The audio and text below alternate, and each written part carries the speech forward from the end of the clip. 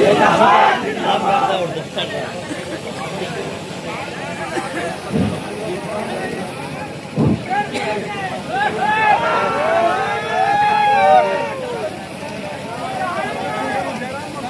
Hello hello sir, hello hello, ठीक है।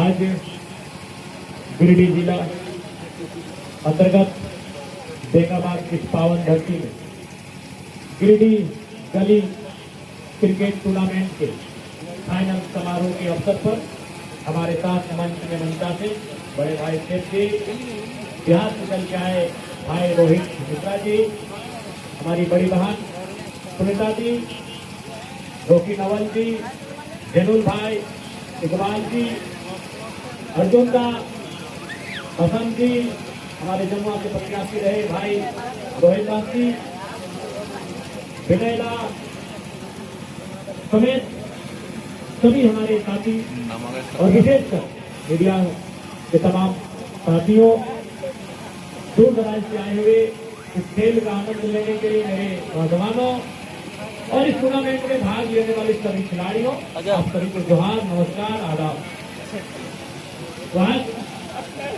निसंदेह समय समय पर खेल कूद का आयोजन न ही हमें एक दूसरे से जोड़ता है बल्कि हमें स्वस्थ रखने का भी काम करता है। आज खेल की अगर हम बात करें तो खेल एक ऐसा साधन है जिसके माध्यम से हम एक दूसरे के करीब आते हैं, एक दूसरे से जुड़ते हैं और एक दूसरे को जानते हैं, पहचानते हैं। मुझे याद है इस देश के महान संत विवेकानंद जी कहा करते थे कि भारत के नौजवानों को फुटबॉल खेलना चाहिए। क्योंकि आप कहेंगे कि क्रिकेट का खेल है, मैं फुटबॉल की बात कर रहा हूँ। उस समय क्रिकेट नहीं था, उस समय फुटबॉल था, तो आप क्रिकेट को भी ऐड कर लें। विवेकानंद जी कहते थे कि भारत के नौजवानों तुम्हें फुटबॉल, आप क्रिकेट को भी ऐड कर ली, खेलना चाहिए।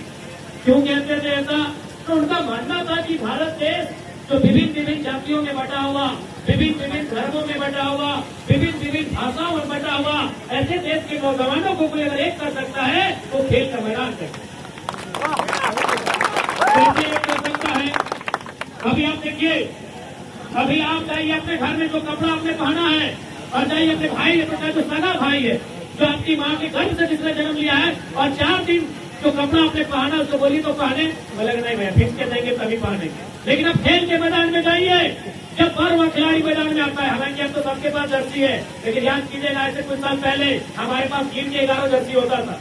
12वां खिलाड़ी जब मैदान में जाता था तो जर्सी खोल के देता था और 12वां खिलाड़ी पहनता था। आपका सगा भाई आपकी पसीना बहने वाला कपड़ा नहीं पहनेगा, आपका सगा भाई नहीं पहनेगा, एक ट्राई कर लीजिए। वो फीस के पहनेगा, आयरन लगा के पहनेगा, वो परफ्यूम डाल के पहनेगा, लेकिन खेल के मैदान में जब 12वां खिलाड़ी उतरता है वो बदबूदार कपड़ा पहन के उतरता है। इसलिए विवेकानंद जी ने कहा था भारत के नौजवानों खेलो, खेलने से तुम एक होगे और इस देश को आजाद कराओ। तो खेल केवल खेल नहीं है, खेल केवल एक मनोरंजन का साधन नहीं है, खेल बहुत बड़ा स्कोप देता है, खेल बहुत बड़ा एक रास्ता आपको बनाता है। आज अगर मैं आपको बात करूं, खेल आपको पहचान देता है, खेल जो पहचान देता है वो पहचान आपको कोई नहीं दे पाएगा।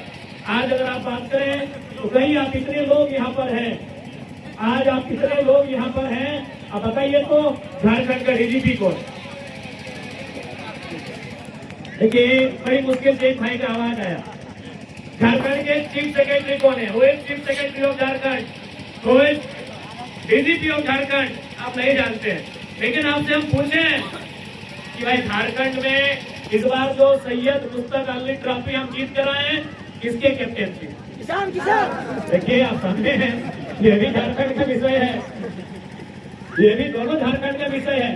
सैयद अली ट्रॉफी भी हम झारखंड जीत कर आए, किसने जीताया सबको मालूम है, लेकिन डीजीपी कौन है? बड़ी कम लोगों को।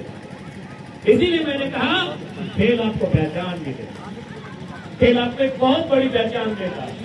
उस पहचान को भी आपको बनाने में अरसे लगते हैं, लेकिन खेल आपको एक बड़ी पहचान देता है। और साथ ही साथ खिलाड़ी को गरीबी भी छू सकती है, बीमारी नहीं छू सकती। रामदास जिंदाबाद। खिलाड़ी को गरीबी छू सकती है,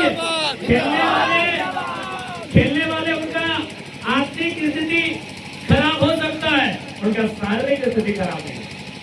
इसलिए भी खेलना चाहिए, इसलिए भी खेलना चाहिए कि आपका शारीरिक स्थिति खराब नहीं है। आप अच्छा ठीक धोनी के याद हो तो या फिर धोनी कहीं भी धनबाद रहे, बोकारो रहे या देवघर रहे, आप कहीं धोनी चल लो, सब जगह देखिए वो ऑफिसर कॉलोनी रहता है शहर में, ऑफिसर सब वहाँ रहता है। अब की नकली धोनी बहुत सारा रिटायर्ड ऑफिसर, कोई जीएम है तो चलो, कोई पूर्व डीसी हतो, कोई पूर्व के एसपी हतो, कोई डीएसपी हतो, और बिहान बिहान भोरे भोरे टोलिया में देकर दौड़ रहा है, पूरा काम खेल कूद कर रहा हो। क्या मालूम हो, डॉक्टर का सलाह दे रहा है कि खेल नहीं तो दुनिया से नाता टूट जीता। क्या मालूम हो, और अपनी आप बुढ़ारी भी तक खाए करो, जवानी में खेलो ना। इसलिए जवानी में खेल ताकि बुढ़ारी में नाती पोता खेलेगा। दुनिया में बुढ़ारी में कोई भी जिला में खेल लो, सरकार को बोकारो में हमने क्या तो हार जाता, कोलियारी में हर जगह ऑफिसर कॉलोनी हो, आगे साइड से लेकर रिटायर नहीं हो, बिहान डॉक्टर कल है कि जाइए सुबह सुबह बोलिए, बिहान भिनसरिए तो है भैया जवानी में खेलो नहीं, जवानी में नौकरी करेंगे। इसलिए भी खेलना चाहिए 2 घंटा, चाहे स्टूडेंट लाइफ में रहे, चाहे कोई नौकरी करे, चाहे कुछ करे, 2 घंटा कम से कम वो आउटडोर गेम, जैसे हम छोटे से पढ़ते ही इंडोर खेल, आउटडोर खेल और में पाठ हो। इसलिए धोनी जी हमारा संदेश करता है। और साथ ही साथ एक महत्वपूर्ण बात झारखंड के, अभी झारखंड में बहुत दिन से जिला पुलिस, झारखंड पुलिस के बहाली न आएंगे। आज हमारा याद है आज से 30-40 साल पहले झारखंड में वो कहावत बोलल जा रहा है कि गावे किधर बुरे चीजें जाकर कमाए में, एगो चढ़िए दौड़ के नहीं तो मटिया फोड़ के। गाँव वो कहावत है गाँव देहात में कि चढ़िए दौड़ के टका कमाए में नहीं तो मटिया फोड़ के। अगर माने की लगे अगर माने हो चढ़िए दौड़ के मतलब गाँव देहात में 1970, 75, 80, 85 के टाइम में जब पहला नौकरी कर ले वाले गाँव में तो हवलदार के, चपरासी के, पुलिस के अहम नौकरी शुरू कर ले। और मटिया कोड़ के मतलब हलाए कोई अगर मिट्टी काटे घेरे हलाए वो काटते काटते सीसीएल में, बीसीसीएल में, टाटा में परमानेंट जॉब ले रहा कोलियारी में रहे। इसीलिए कहा गया है चढ़िए दौड़ के नहीं तो मटिया तोड़ के। तो खैर मटिया पड़ेगा अभी तो ना है, लेकिन चढ़िए दौड़े से नौकरी अभी हो मिलतो जब डिफेंस के बहाली है। ऐसे करते झारखंड में भी ऐसे और देश में तो ऐसे करा है। एसएससी के बहाली हुआ है, जगह में बीएसएफ रहा है, सीआईएसएफ रहा है, सीआरपीएफ रहा है, असम राइफल्स रहा है, आईटीबीपीएफ रहा है, मिलिट्री फोर्स रहा है, 7 को रहा है ना। अब ये एसएससी जीडी के बहाली एक साथ हुआ है, जगह में 7 को पोस्ट रहा है, हम लिखते हैं शायद 5 को, तो 7 को पोस्ट के साथ बहाली हुआ है। की काम कर रहा है पहला फिजिकल दौड़े हुआ है, इसलिए टर्निया दौड़ के आज ये खेलते कूदते रहता है और दौड़े की जरूरत ना पड़े। क्रिकेट खेलो, सीजनली फुटबॉल खेलो, वॉलीबॉल खेलो, एक्स्ट्रा दौड़े की भी जरूरत ना पड़े। इसलिए खेलकूद महज मनोरंजन ही ना हो, खेलकूद एक बहुत बड़ा रास्ता तैयार करो, उस रास्ते में चले से बहुत सारा हमनी के लाभ। अनुशासन भी हमने सिखाई, अनुशासन सबसे महत्वपूर्ण हो। 2 जगह हमने अनुशासन सिखाई, या तो खेल के मैदान में या तो स्कूल में। ये कि आने वाला दिन में एक इंसान के लिए सबसे इम्पोर्टेंट रहा है discipline. Discipline next the nation great. हम कहाँ से सीखते हैं? स्कूल से, कॉलेजों से और खेल के मैदान। इसलिए खेल का मैदान आपको डिसिप्लिन भी सिखाता है, कभी ना हारे वो जज्बा भी आपके अंदर भरता है। खेल पर कभी हारे ना जाते, खिलाड़ी हर संभव अंतिम समय तक वो प्रयास कर रहे जीते। चाहे फुटबॉल के खेल रहे मान के चल कोई है, चाहे 2 बॉल से पिछड़े, चाहे 3 बॉल से कहीं न पिछड़े, वो कराए कि 2 मिनट भी रहता है तो वसूल सकता है। क्रिकेट के मैदान में हर संभव प्रयास, एक ओवर में 25 रन कहे न रहे, 30 रन कहे न रहे। पहले मैच में देखला कि ना अफगानिस्तान और अफ्रीका वाला 4 बॉल में 4 छक्का 30 छक्का मारिए यानी खेल एक ऐसा जगह लगाओ अंतिम समय तक कहतो यार हिम्मत रख आर एक बार प्रयास कर जीत सकल ही अभी रास्ता बनना रहे धोनी की याद है तो धोनी की याद ना धोनी के काका जेठा की याद हो तो जब भारत की टीम पहला बार वर्ल्ड कप भारत की टीम ने जीता था कब जीता था 1983 25 जून लॉर्ड्स का मैदान लंदन इंडिया ने कितना स्कोर किया था मात्र 183 अभी कितने ओवर में 60 ओवर अभी तो 20 ओवर में 183 नहीं चलता है 60 ओवर में इंडिया की टीम ने मात्र 183 रन बनाया था और आपके गांव में अगर बुजुर्ग लोग हैं जो समय खेल में दिलचस्पी रखा करते थे उनसे पूछिए सबने ट्रांजिस्टर बंद कर दिया था उस समय टेलीविजन नहीं था ट्रांजिस्टर रेडियो सबने बंद कर दिया था क्यों 183 रन थोड़ी बचा पाएगा इंडिया अभी किसके सामने Vivian Richards Desmond Haynes Gordon Greenidge ऐसा खिलाड़ी कि भाई इनके सामने 183 रन चुटकी में बनेगा अरे देश का तो छोड़िए पत्नी को क्या बोला जाता है अर्धांगिनी आधा अंग इंडियन टीम में जितना भी खिलाड़ी जिनका बीवी मैच देखने गई थी सुनील गावस्कर संदीप पाटिल रोजर बिन्नी जितना भी खिलाड़ी शादी हुआ था और जिनका पत्नी लंदन मैच देखने गई थी उन लोग भी मान लिया था कि इंडिया हार जाएगा 183 रन नहीं सेव कर पाएगा और उन लोग अपना टिकट को आधा दाम में बेचकर लंदन शॉपिंग करने गई थी लेकिन 3 घंटा के बाद जब शाम को मैदान में वापस आई नजारा क्या था 22 साल के कैप्टन कपिल देव के हाथों में दुनिया के सबसे बड़ी ट्रॉफी क्या सीखे भारत के वर्ल्ड कप जीत से क्या सीखे देश ने विश्वास करना छोड़ दिया अरे जिसको रिप्रेजेंट कर रहे थे इंडिया ने विश्वास करना छोड़ दिया था कि इंडिया नहीं जीतेगा उनकी पत्नियों ने विश्वास करना छोड़ दिया था कि मेरे पति क्रिकेट नहीं जीतेंगे लंदन शॉपिंग के लिए गई थी लेकिन 3 घंटा में बाजी पलटा इंडिया का खेल रहा और इंडिया वालों ने भरोसा तोड़ दिया था लेकिन उन 11 खिलाड़ियों ने जीत कर दिखाया क्यों उनके अंदर का विश्वास कह रहा था कि जग अभी जीता नहीं मैं अभी हारा उनके अंदर का विश्वास कह रहा था कि जग अभी जीता नहीं मैं अभी हारा नहीं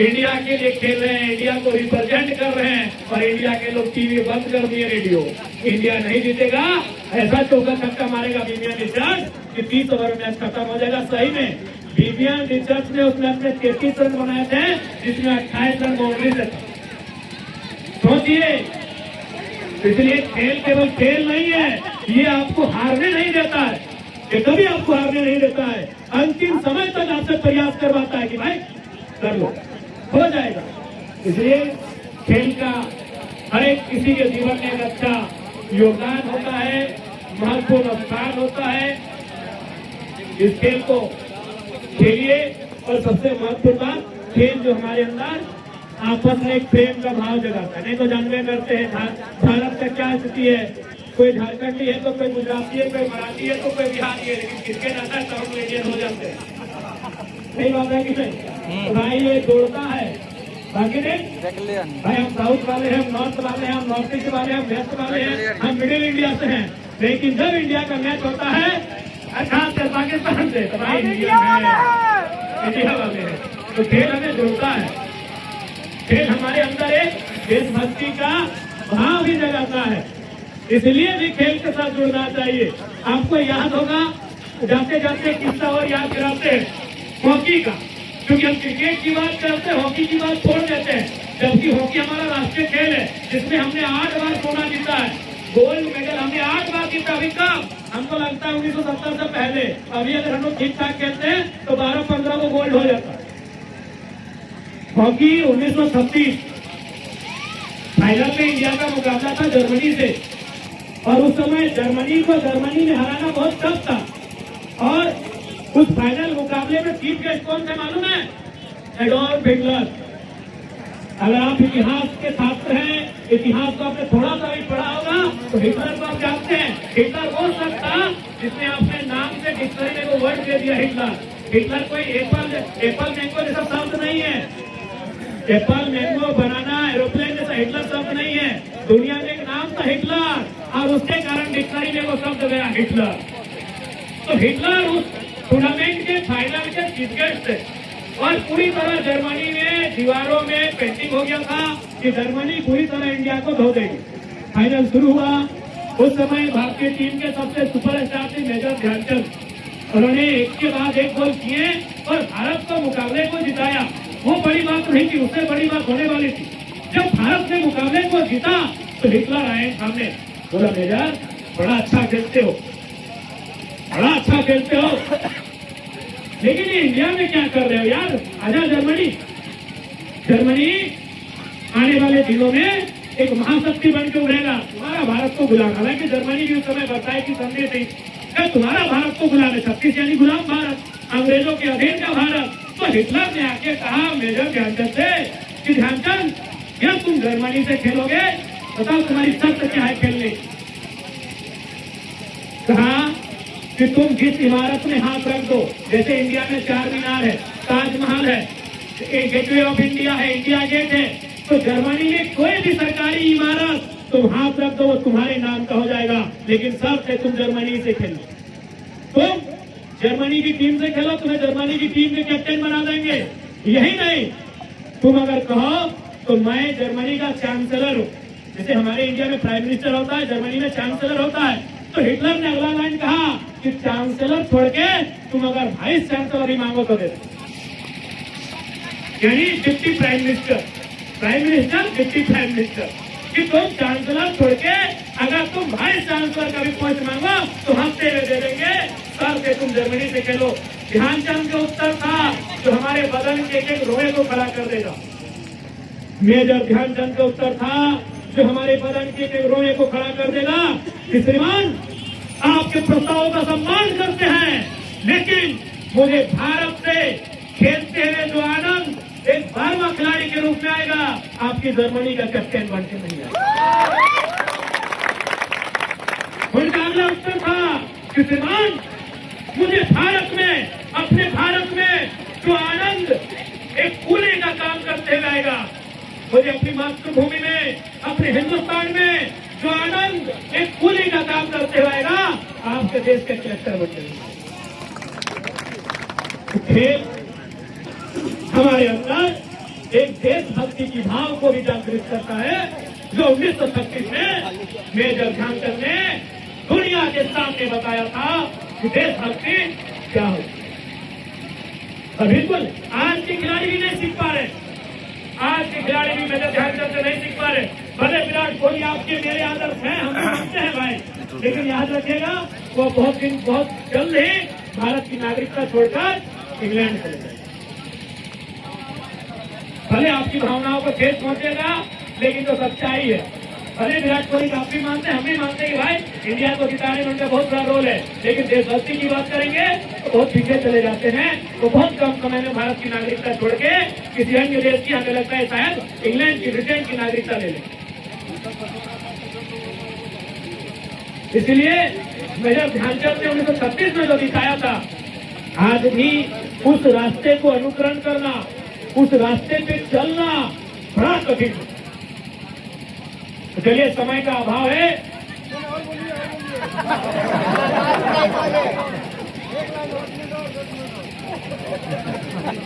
आप ज्यादा ना आए, अंत में हेडलाइन बोलवाए, जय जियो टीमो है, कहाँ थी बोलो?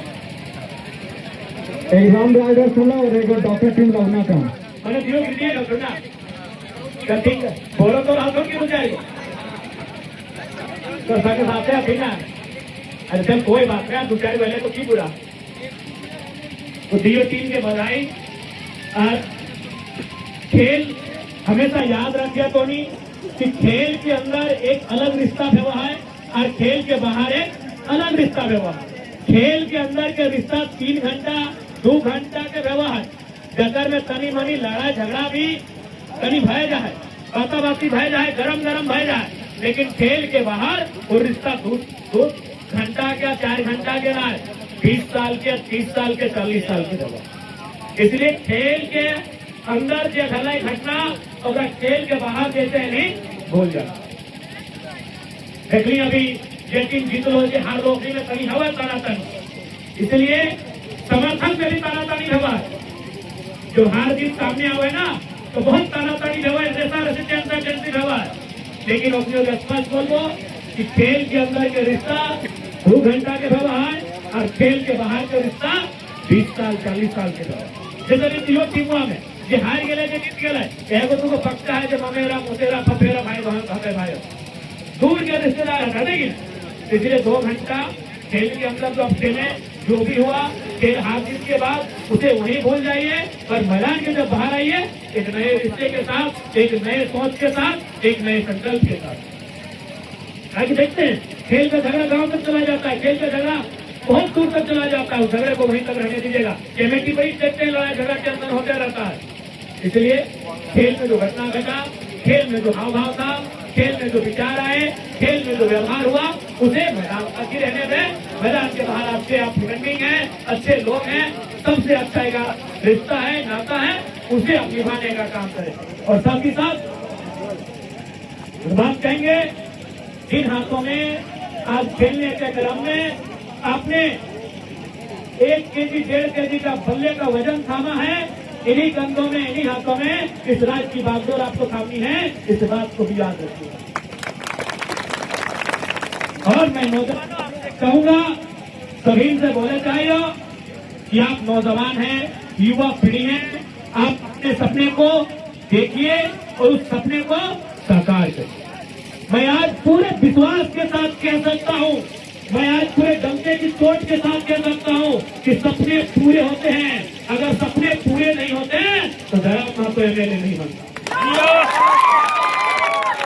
सपने पूरे होते हैं मेरे साथियों। अगर बड़े से बड़े सपने, बताइए बड़े से बड़े सपने पूरे होते हैं विकास जी, उन सपनों को देखना चाहिए और उन्हें शिद्दत से जीना चाहिए, उन्हें पूरा करना चाहिए। नहीं तो जयराम महतो आता नहीं आता। क्योंकि राजनीति का मतलब क्या था? विधायक के घर में विधायक बनेगा। आपके गिरिडीह जिला में 2 नए विधायक है, बताइए तो। दोनों के घर वाले विधायक थे, इसीलिए जमुआ की दीदी भी विधायक है लेकिन उनके पिताजी विधायक थे।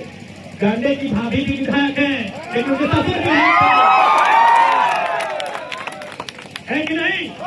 हमारे धनबाद में भी नए विधायक बने सिंदरी वाले, लेकिन उनके पिताजी विधायक थे। हमारे बोकारो में 2 नए विधायक बने, बोकारो और बेलमो, लेकिन एक का ससुर एक के पिताजी विधायक थे। अगर बिना किसी बैकग्राउंड के पॉलिटिक्स में कोई आया है तो जयराम महतो बिना किसी बैकग्राउंड के, क्या गलत कह रहे हैं? नहीं, आप उन्हें गिरिडीह में देखिए 2 विधायक नहीं, मैं जानता हूँ। दोनों कहीं न कहीं उनके परिवार के लोग विधायक थे, वही उनका आधार बना विधायक बन गए। मेरे धनबाद में भी नए विधायक बने, बोकारो में भी बने, अन्य जिलों में भी विधायक बने, लेकिन उनका आधार था कि उनके परिवार से कोई विधायक था। इसलिए मैंने कहा नौजवानों, सपने देखिए, सपनों को जिए और उन्हें पूरा करने के लिए पूरी शिद्दत के साथ मेहनत करें। आप जो अपने टी-शर्ट में लिखते हैं कि अपना टाइम आएगा, सही लिखते हैं, लेकिन आएगा नहीं। वो जब आएगा उस समय आपसे पूछेगा कि आप कितना रेडी है। आएगा, बिल्कुल आएगा। आज जो नौजवान अपने टी-शर्ट में लिखते हैं अपना टाइम आएगा, मैं कहता हूं आपका टाइम आएगा, लेकिन जब आपका टाइम आया पता चला आप 120 की स्पीड में सड़क में गाड़ी चला रहे हैं। आपका टाइम आया, पता चला आप अपने दोस्तों के साथ बराकर नदी के सामने बैठ के गुजार हैं। आपका टाइम आया, पता चला आप गाड़ी गोदाम में, हमारे गोदाम में बैठ के चखना से एंजॉय कर रहे हैं। आएगा आपका टाइम, बिल्कुल आएगा, 100% आपका टाइम आएगा। लेकिन सवाल है कि जब टाइम आएगा आप कितने प्रिपेयर, आपकी तैयारी कितनी है? बिल्कुल, मैं एक कॉलेज का छात्र था, आज भी हूँ। मैं कॉलेज जाता था पढ़ने के लिए, शाम को आकर बच्चों को ट्यूशन पढ़ाता था। अपने गांव के स्कूल में 2 घंटा बच्चों को फ्री में पढ़ाता था। एक छोटा सा कार्यक्रम हुआ, मैं गया और राज्य में चर्चा का विषय बना जहाँ जहाँ गया, क्योंकि मैं उस दिन के लिए शायद तैयार। जिस दिन मुझे मौका मिला उस दिन के लिए मेरा टाइम आ गया था और मैं तैयार। नहीं तो मैंने भी सपना में नहीं सोचा था विधायक, या दूर दूर तक कोई नाता नहीं। पिताजी का डेथ हुआ है जब हम 2 साल के थे, उसी साल मेरे दादाजी का डेथ हुआ है। मेरे वो चाचा जो जिंदा है, दोनों आंख नहीं है, सूरदास है, जनामान है, जिसके घर में चलता था। आज दिखाया कि आज 2 लाख का सैलरी है, 50,000 मेरा, 1.5 लाख बांटते हैं, जो 75% दान करना। ठीक है, आज मेरा सैलरी लाखों में है, लेकिन जब विधायक नहीं बने थे, मेरा घर में क्या था, मेरी दादी को पेंशन मिलता था 1000, आज भी मिलता है, क्योंकि वो 95 साल की है, वृद्धा पेंशन। मेरे चाचा को भी पेंशन मिलता था, आज भी मिलता है 1000 रुपए। क्यों? दोनों आंखें नहीं है, विकलांग पेंशन। और मेरी माँ को भी पेंशन मिलता था। क्यों? जब मेरे पिताजी झारखंड आंदोलनकारी थे, उनका जो आश्रित होता है 3,500 रुपए। यानी जयराम महतो जिस दिन विधायक नहीं बना था, उसके घर में पैसा कौन कमाते थे मालूम है? उनके चाचा 1000 रुपए जो विकलांग पेंशन था, उनकी दादी 1000 रुपए जो वृद्धा पेंशन था, उसकी माँ 3500 रुपए जो आंदोलनकारी का पेंशन था। सोचिए, जयराम महतो वहां से विधायक बना। जयराम महतो वहां से विधायक बना है कि विधायक बनने से पहले उसके घर को चलाने के लिए सरकार के पेंशन अभी ठिकाना नहीं है। 4 महीना में मिलेगा कि 8 महीना में मिलेगा। उस घर से जयराम महतो, हाँ आज है भाई, आज 2,13,000 की सैलरी है। पहला विधायक है जिसने जनता को बताया कि आपके विधायक का सैलरी 2,13,000 रुपए है, 2,13,000। लेकिन उसमें भी मेरा घोषणा क्या है? 75% अपने ऐसे भाई बहनों की मदद करूंगा जो पढ़ाई लिखाई छोड़ने का मन बनाते हैं, जो पढ़ाई लिखाई कर नहीं पाते हैं, मैं उनकी मदद करूंगा। और बिल्कुल इस साल में कम से कम मैंने 500 से ज्यादा बच्चों का फी भरा है अपनी सैलरी, केवल 1 साल में। आप कहेंगे मैं आपको डॉक्यूमेंट दे दूंगा, और डॉक्यूमेंट क्या दूंगा? मैं जो भी करता हूँ अखबार में आता ही है। 1 टाइम हमने 100 बच्चों का फी भरा था, 1 टाइम, फिर कभी 5, कभी 10, ऐसे मैंने 1 साल के विधायक के कार्यकाल में अपनी निजी सैलरी से, क्योंकि मैं चेक काट के देता हूँ, ऐसा नहीं कि ब्लैक मनी व्हाइट मनी देते हैं, मैं चेक काट के देता हूँ। तो इसलिए जयराम महतो यहाँ तक आ सकता है, आप भी आ सकते हैं। आप अपने आप को तैयार करें और उस दिन का इंतजार करें जो दिन आपका होगा, अपना टाइम आएगा, बिल्कुल आएगा। एक एक नौजवान का टाइम आएगा, एक एक भाई का टाइम आएगा, लेकिन उस दिन के लिए आपको तैयार रहना पड़ेगा। अरे कोई नहीं रोकेगा आपको, आएगा आपका टाइम। और विधानसभा हम लोग बैठे हैं आपके मुद्दों को रखने के लिए, आपके मुद्दों को उठाने के लिए हम लोग हैं विधानसभा के अंदर। जी बिल्कुल, इस बार भी स्कॉलरशिप का मुद्दा रहे, ये राज्य में नई बहालियों का मुद्दा रहे। इस बार के विधानसभा के बजट सत्र में वह बहुत ही मजबूती के साथ उठेगा, इस बात को हम आश्वस्त करते हैं। इस बार हमें लगता है कि सरकार जरूर बैकफुट पर आएगी, आप लोग धीरज रखिए, ठीक है? तो ज्यादा समय नहीं लेंगे, पुरस्कार वितरण भी करना है, फिर हम लोग का कार्यक्रम धनबाद में है, धनबाद में निकलना है। सुना, आज जिस कार्यक्रम में उपस्थित सभी सम्मानित साथियों, तमाम खेल कूद में जो भाग लिए, विशेषकर जो जीते उनको बधाई, और जो हार गए अगले टूर्नामेंट के लिए बधाई। आप अगले टूर्नामेंट को जीतिए, मन से मत हारिए, मन के हारे हारे, मन के जीते जीत है। मैदान में हारा हुआ जीतेगा, मन में हारा हुआ नहीं जीतेगा, मन से नहीं हारे। दोनों टीमों को बधाई, विजेता को आज के लिए बधाई और उप विजेता को आने वाले कल के लिए बधाई। मीडिया के साथियों, तमाम इस क्षेत्र के आसपास के बुद्धिजीवी, गणमान्य प्रतिनिधियों, कई मुखिया, प्रमुख उप प्रमुख इत्यादि भी मंच में हैं, नौजवान साथी हैं, सबों को शुभकामनाएं, धन्यवाद, जोहार, आदाब, नमस्कार, जोहार झारखंड, जय झारखंड। और एक बात कहेंगे, आज एक जयराम महतो आने से इतना बदला है, बदलिए, गांडे को भी बदलिए, ठीक है? एक ही बात कहेंगे, अच्छा गांडे में जिनको आपने चुना है, हम है, क्योंकि मैंने कहा है कि मैं ज्यादा स्त्रियों का नाम और उनके नाम लिए भी नाम पे थोड़ा बहुत बात करता हूँ, लेकिन फिर भी ईमानदारी से पूछिए कि आप पूरे 5 साल में वो किसी 5 पंचायत को नाम भी बता पाएंगे कहाँ कहाँ है? पूरे 5 सालों में क्या वो किसी 5 पंचायत को बता देंगे कि हाँ ये पंचायत इस गांव के बगल में है, इसके पूरब में ये है, इसके पश्चिम में ये है। हम मानते हैं वो केवल और केवल सीएम बैकअप है कि यदि मुख्यमंत्री फिर भीतर जाए तो उनको सीएम बनाया जाए। तो उसके लिए गांधी क्यों खराब किया जाए भाई? दूसरा कोई देखिए दिल ठीक है, आप उनके समर्थक हैं, आपने उनको वोट दिया है, लेकिन दिल यहाँ रखकर कहिए उनका और क्या काम है। वो रांची में बड़े बड़े सेलिब्रिटी से मिल रहे हैं, वो रांची में बड़े बड़े नेशनल कार्यक्रम के इवेंट में जा रही है, विदेशों में जा रही है। गांधी हम पूरे विश्वास के साथ कह रहे हैं कि 5 साल में उनको केवल 5 पंचायत का नाम पूछेगा और उससे चौहद्दी पूछेगा कि ये पंचायत कहाँ है। मैं भी नया विधायक बना, मेरे विधानसभा में 70 पंचायत है, मैं 17 पंचायत का नाम गिना सकता हूँ। मेरे विधानसभा में 70 पंचायत है, मैं 17 पंचायत का आपको नाम गिना सकता हूँ, उनका पड़ोसी पंचायत का नाम गिना सकता हूँ, उनके दाएं कौन है, उनके बाएं कौन है, कौन सा रास्ता किस गांव को जोड़ता है, यह सड़क घुस के कहाँ निकलता है, मैं आपको बता सकता हूँ। बिल्कुल एक जनप्रतिनिधि जो जनता के सुख में दुख में, खासकर सुख में रहे या ना रहे, सुख में खड़ा होना चाहिए। लेकिन वो तो भाई गांधी आपका है, मत आपका है, चुना आपने है, भविष्य आपका है, तय आपको करना है कि आपको बस इसी बात की तसल्ली है कि हाँ जिस दिन सीएम नहीं रहेंगे वो सीएम बने। हाँ ये है सही। या फिर आपको जनप्रतिनिधि भी चाहिए जो आपके मुद्दों को लेकर आपके साथ बैठे, आप दुख में हो, आपको कंधा दे, आपको हौसला दे, आपको सांत्वना दे, आपकी समस्याओं में आपके बीच खड़ा रहे, ये भी आपको तय करना है। ये मैं आप पर छोड़ देता हूँ। गांधी आपका है, गांधी का भविष्य आपके हाथों में है, गांधी की तकदीर आपके हाथों में।